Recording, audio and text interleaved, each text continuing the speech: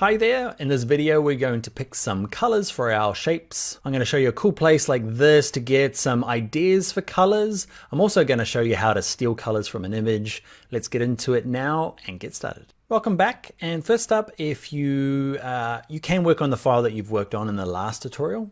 If you are just jumping into this particular one, if you go to File, Open, and in the file called Exercise Files, Shapes, there's this one called Coloring Shapes. Okay, open that one up. That's where we're at now.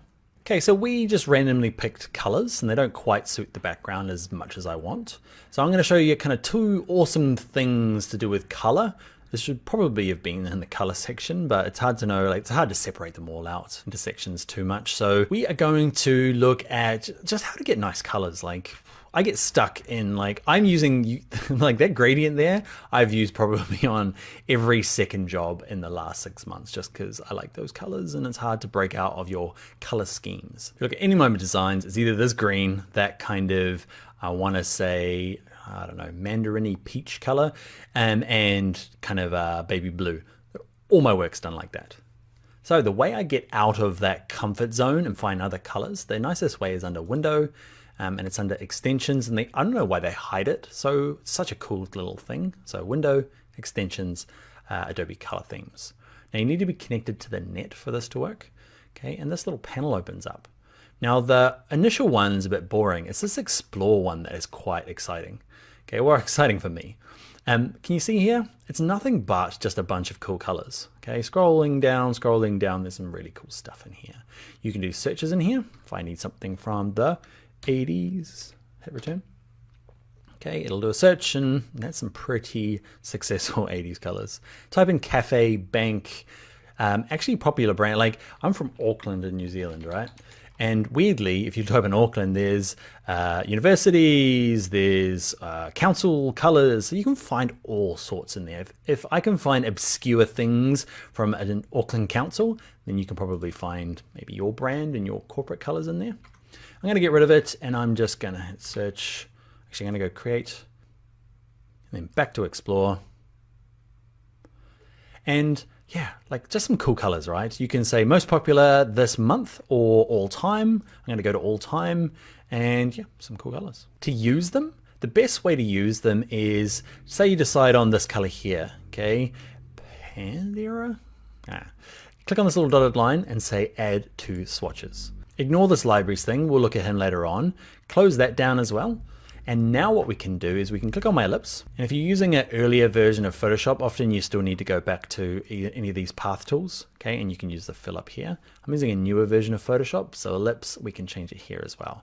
So click on it, and you'll see down the bottom here, those are the 5 color swatches that we've added. So I can go you. And it's just a way of, I guess, picking colors that are nice. Same with this ellipse color here. I'm going to turn the opacity back up, and I'm just going to pick one of the colors.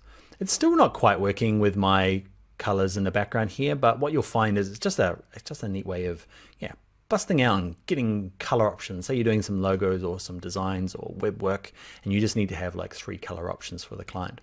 Go to Adobe Color Themes and just find some new stuff. All right, I'm waffling.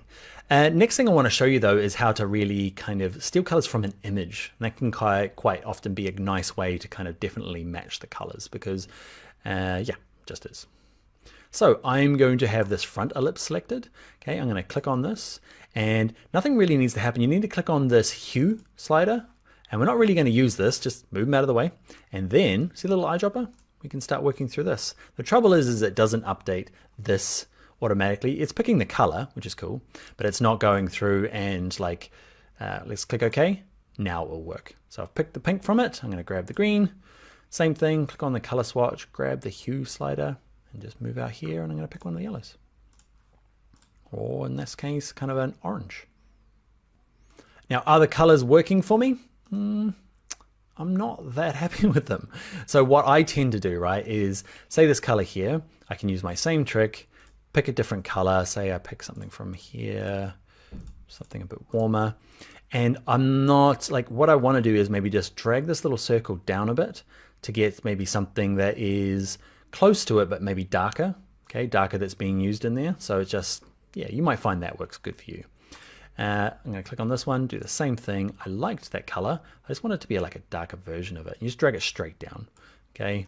And yeah, I've made it real ugly. What I'm probably going to do is I'm going to play around now. You can leave. We've learned our 2 little tricks. Okay. Remember, window, extensions, Adobe color themes, pretty cool. And you can use the eyedropper tool. You just need to have it selected and start stealing colors by clicking on this, and you can just pick colors from there using that. Great explanation, Dan. Let's hit cancel. I'm now just going to mess about picking colors that I like. You can hang around if you like. What I want to do is I don't like this kind of like mud brown color, poo brown. Okay, with it selected, I'm going to go to this, go to this. You don't have to click from just here. I'm going to click on this one. So now the circles are the same colors, but I want this top one to be like this green. I like that green. I randomly picked it, but I think it kind of complements this all very nicely. Eyedropper tool, click OK. Yeah, I'm happy enough with it. One thing though, if you were dealing with corporate colors, you can click on this and just type them in here. So hopefully you've got like a corporate spec manual somewhere. Ask the marketing department. If you are the marketing department and you have no idea what the color is, import the logo and just use the same thing. Use the eyedropper to steal the color from the logo. It's not exact, but could work. Or type in the RGB colors or the CMYK colors if you can find them. I'm going to hit cancel.